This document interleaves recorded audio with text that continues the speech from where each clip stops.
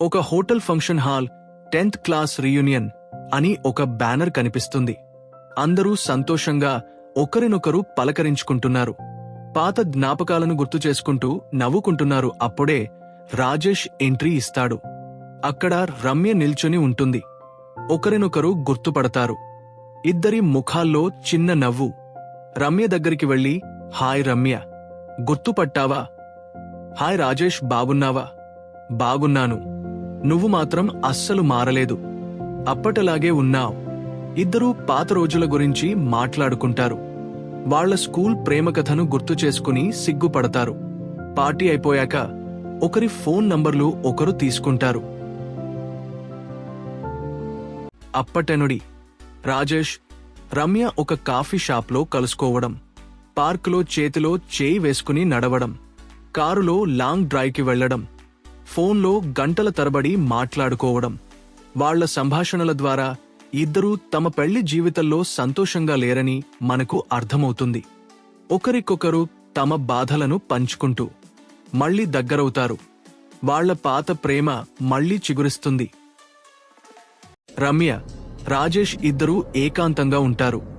అప్పుడే అనుకోకుండా రమ్య భర్త శ్రీనివాస్ డోర్ తీసుకుని లోపలికి వస్తాడు. లోపల ఉన్న దృశ్యం చూసి శ్రీనివాస్ షాక్ అవుతాడు. అతని కళ్ళు కోపంతో ఎర్రబడతాయి. అతను రాక్షసుడిలా గట్టిగా అరుస్తూ రమ్యపై పదునైన కత్తితో దాడి చేస్తాడు. కాని రమ్య తన భర్త శ్రీనివాస్ చేతిలోని కత్తిని లాగేసుకుని తన భర్తని నరికేస్తుంది. కిచెన్లో రమ్య మరియు రాజేష్లు టెన్షన్గా అటూ ఇటూ తిరుగుతూ ఉంటారు. అప్పుడే ఇంటి కాలింగ్ బెల్ మోగుతుంది. రాజేష్ భయంగా డోర్ వైపు చూస్తాడు. డోర్ బయట పోలీసుల నీడలు కనిపిస్తాయి. రమ్య చూపు మళ్లీ ఆ కుక్కర్ మీదకు వెళ్తుంది. పూర్తిగా ఇరుక్కుపోయానని అర్థమవుతుంది. పోలీసులు తలుపు బద్దలు కొట్టుకుని లోపలికి వస్తారు.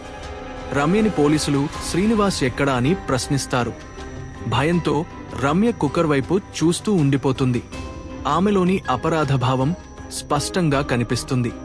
పోలీసులు ఆ కుక్కర్ను ఒక ఎవిడెన్స్ బ్యాగ్లో తీసుకుని వెళ్తుంటారు. రమ్య మరియు రాజేష్లను అరెస్టు చేసి జీపు ఎక్కిస్తుంటారు.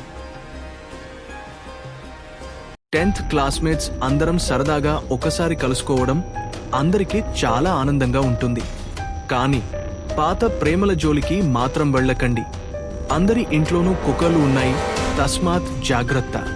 తప్పుడు దారిలో ప్రయాణం ఎప్పుడూ విషాదానికే దారితీస్తుంది. క్షణికావేశం జీవితాంతం పశ్చాత్తాపాన్ని మిగులుస్తుంది. వివాహ బంధాలను, నమ్మకాలను గౌరవించండి.